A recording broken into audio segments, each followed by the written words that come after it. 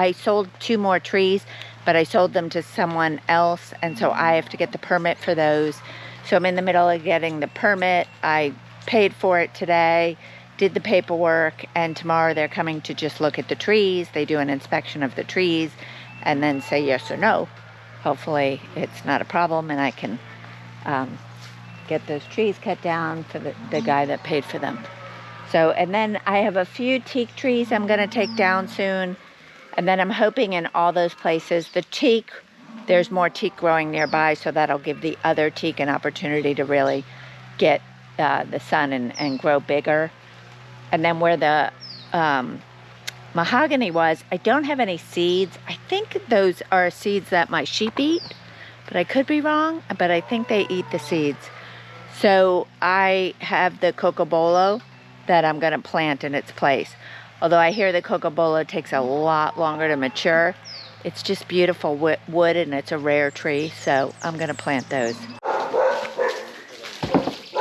The sheep have come around to eat all the leaves.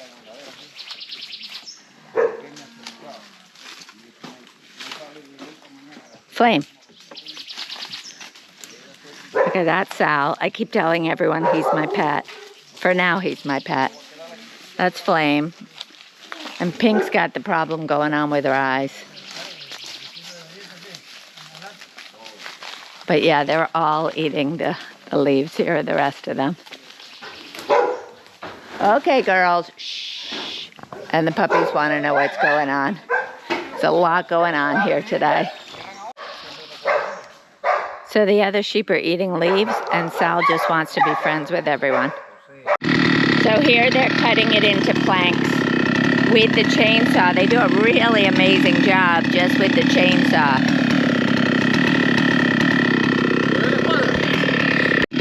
So here he's making sure it's square as they cut it. And I guess they're gonna measure. I haven't watched them do this before.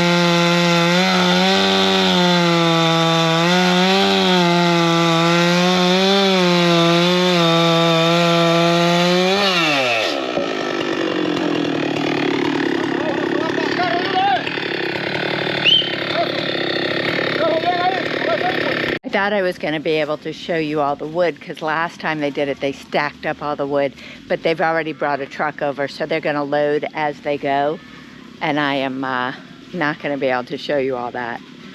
So at least you got to see them cutting it. It's amazing to me how smooth they cut it with just a chainsaw. So I've seen people cut boards with a chainsaw, but usually you could see the mark of the chainsaw kind of going, and this you can't at all. He's really good at it. So so they just did that tree. They're going to be done with that pretty soon, and then there's a second tree, and then I'm hoping that they cut my pear tree down for me because I don't have a real chainsaw. Okay, so we're in my pasture, and this is one of the trees that was cut down. Look how beautiful that wood is. And this is all the wood they're not using. They've already taken all the wood they are using. So it was a big tree. We're gonna have to clean it up, and I'm gonna see about making things like coasters and stuff. And then here's the other one. The other one was in the corner of my property, really on the outside of my fences.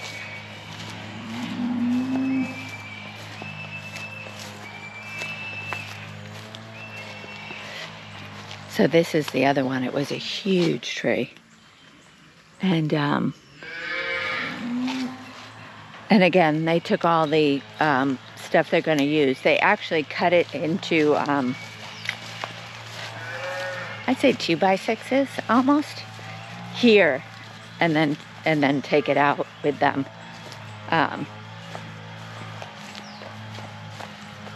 And that's about it. See, that really tall tree right there is one of the ones I just sold. That one's in really good shape, but the other one I sold is also in really good shape, but it's leaning, and because it's leaning over and it's right next to my chicken shelter, it's a good idea for me to take that one out. All the other ones I took out were on the edge of the property, and the edge of the property has a road. It's really a cow path, but it's a road, and it drops off into the road, and the roots were exposed. So all of those, I was concerned about them not being extremely stable. So those were a good idea to take out. This tall one, it's not necessary, but the guy was looking for wood, and I figured I'd take advantage of the opportunity. This other one is leaning quite a bit. It's probably pretty sturdy, but I just think it's a good idea to take it out, because if it falls, it could damage my shelter there. And I've had enough damage from trees falling at this point. So, we'll get that out. And here are the sheep enjoying the high grass. As I said earlier in the video, I really need either a lot more sheep or a cow. And I don't know what I'm gonna do. I'm feeling like I'm super busy as it is. A milk cow would be nice. I probably have the time if I want to make the time. I'm just not sure I want to. But I need something to eat more grass, because these guys are just, I mean, one, they're very picky, and a cow would be less picky. So that's one thing that would make me lean towards a cow. But as you can hear in the background, I'm actually cutting all my pastures. So, or having them cut. So what I'm doing is the sheep go through, I give them a couple of days, anywhere from 3 to 6 or 7 days on an area. Should do 3 is ideally the most, but it's fine. And then I'm having it cut down. And then within 2 weeks, it'll recover. Let me see if I can show you that. So the pasture I'm in now was cut just about a week ago. And the grass has grown a bit. You can almost see, so that back part of the pasture was cut today. No, I'm sorry. That back part of the pasture was cut yesterday. This front part was cut a week ago. So already the grass has grown, but it has not fully recovered. I think it's only going to take about another week.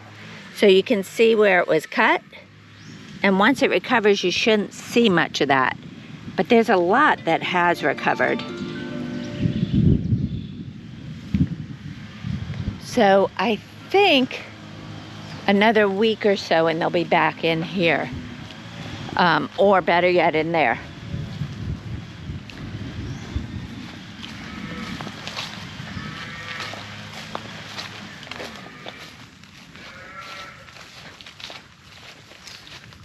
So I think we're seeing the same thing in here. The grass has definitely come back. The sheep don't love super high grass. 4 to 6 inches is best for them. Less than 4 inches, and there's a little more parasite pressure. So I definitely have at least another week on this grass before I want them back in here. And then these 2 pastures were cut yesterday and today. So I've got 2 weeks before they're in there. So I don't have my pasture split up as well as I should.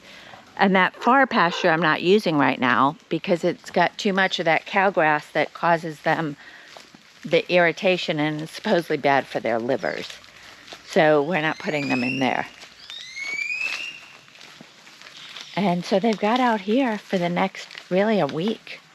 We'll see how that goes. It's 2 pastures, really, that aren't split up.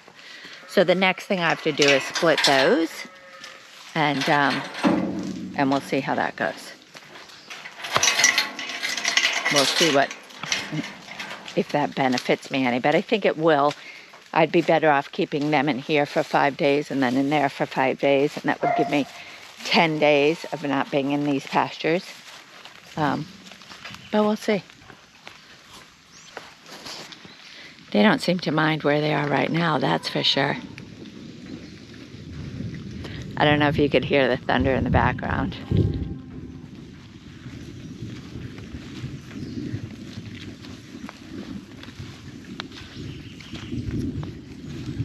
It's going on for a long time. We just had a storm, and it's supposed to rain into the evening, but it's clear right now. Not sunny, but clear. So I think there'll be some more rain. So, excuse the way I look. I was just in the rain. It was raining pretty heavily. And I was getting banana leaves for the sheep. But let me show you my garden today and explain why it looks this way. So this is actually African mahogany.